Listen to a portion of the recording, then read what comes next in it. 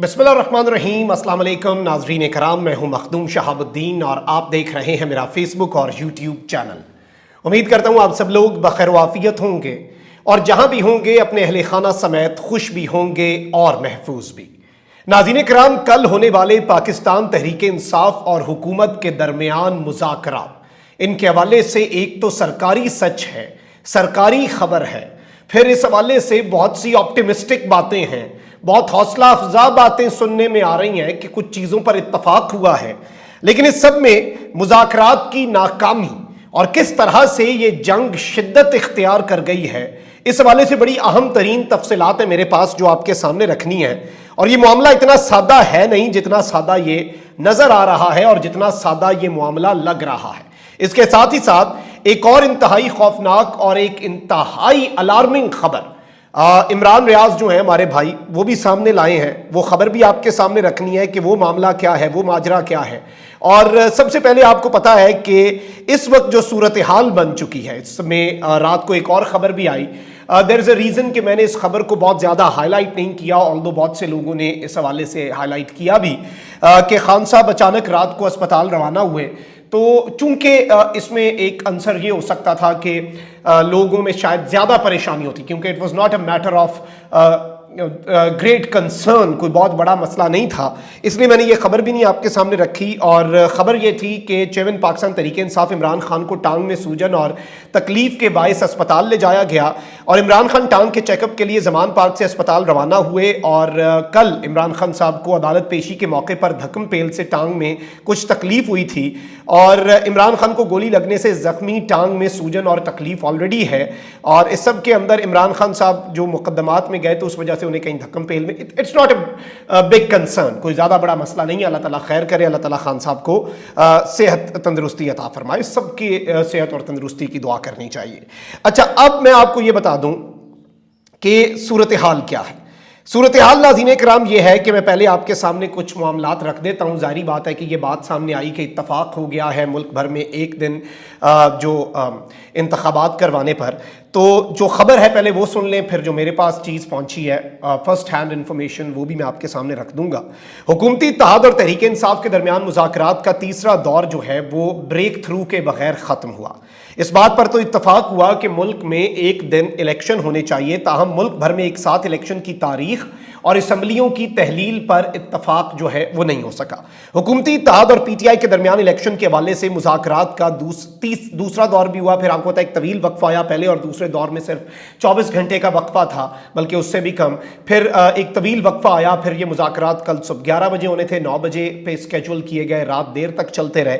और तीसरा दौर पार्लियामेंट में कमेटी रूम में हुआ। हुकूमती वफ्द में इसहाक डार, यूसुफ रजा गिलानी, साद रफीक, किश्वर ज़ारा, तारिक बशीर चीमा, आज़म नज़ीर तारड़, सैयद नवीद कमर, जबकि पीटीआई के वफ्द में शाह महमूद कुरैशी, फवाद चौधरी और सेनेटर बैरिस्टर अली जफर शामिल थे। अच्छा, मुज़ाकरात के बाद मीडिया से गुफ्तगू में इसहाक डार ने कहा कि इत्तफाक हो चुका है कि इलेक्शन एक ही दिन होने में बेहतरी है।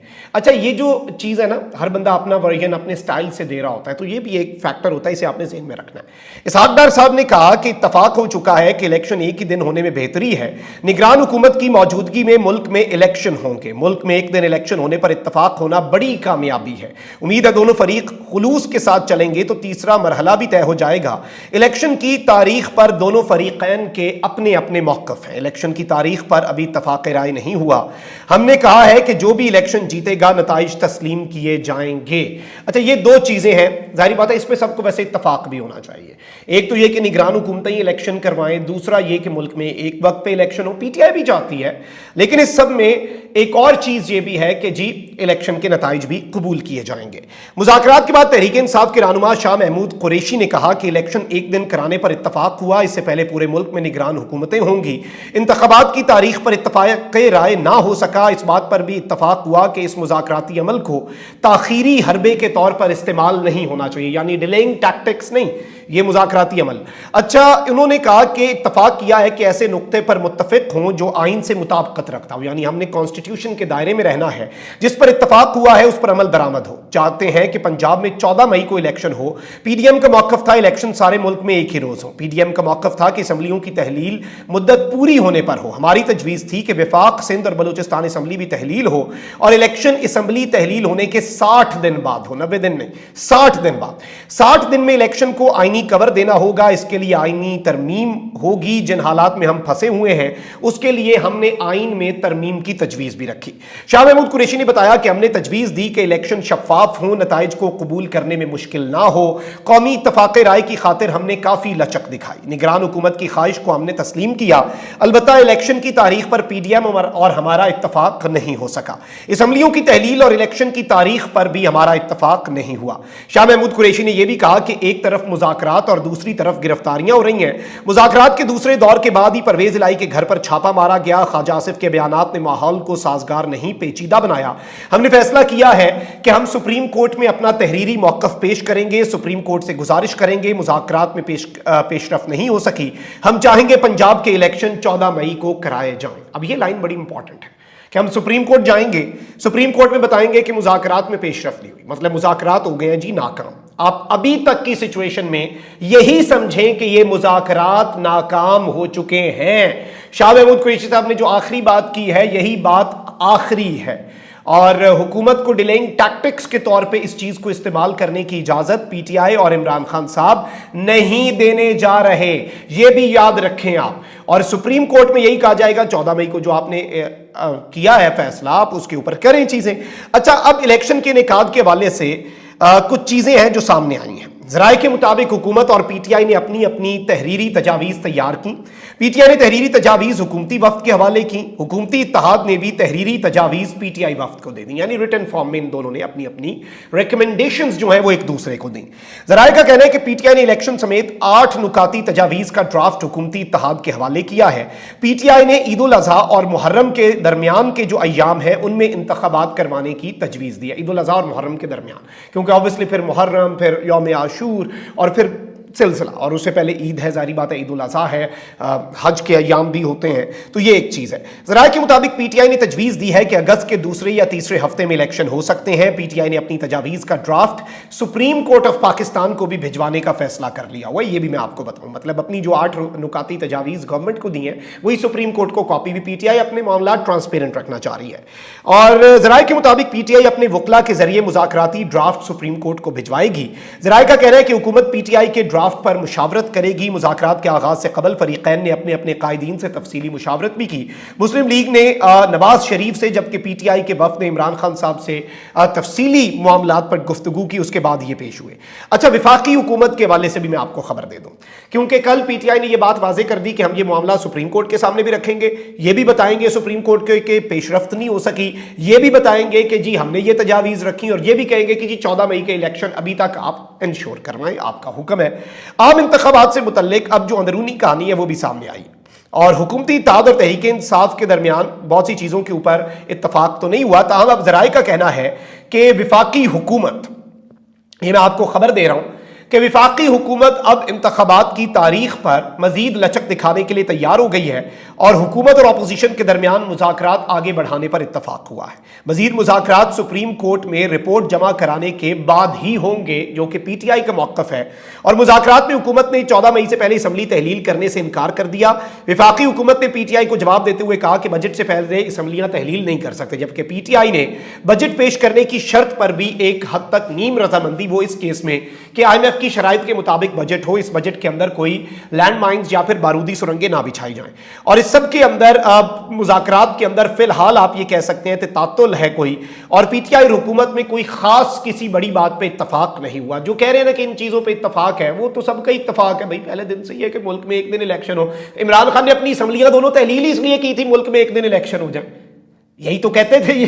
तो वो बात कोई नहीं है कि कोई बहुत बड़ा ब्रेक थ्रू है ये बात, अलबत्ता ब्रेक थ्रू जो होना था वो नहीं हुआ, और दोनों ने अपनी अपनी तारीखें एक दूसरे के सामने रखी। और अब जो सूरत हाल है वो ये है कि हुकूमती वफ्द जो है वो मुज़ाकरात की अगली तारीख बताने से भी गुरेज करता रहा, इलेक्शन की तारीख और असम्बलियों की तहलील पर भी इत्तफाक नहीं हो सका, और ये मुज़ाकरात अभी तक की डेवलपमेंट्स के मुताबिक मैं आपको बता दूं कि नाकाम है। और आज के हवाले से भी खबर बल्कि आप ले लें, और आज मैं आपको यह बता दूं कि अहम मुशावरती इजलास तहरीक इंसाफ का आज तलब हो चुका है। इमरान खान की जेर सदारत इजलास में आइंदा का लाया अमल जो है वो तय किया जाएगा, मुज़ाकरात में नाकामी के बाद की हिकमत अमली जो है वो भी तय की जाएगी। और इस सब के अंदर सुप्रीम कोर्ट को अब जारी बात है देखना होगा कि अपने फैसले पर सुप्रीम कोर्ट किस तरह अमल बरामद करवाता है अगर मुज़ाकरात नाकाम होते हैं।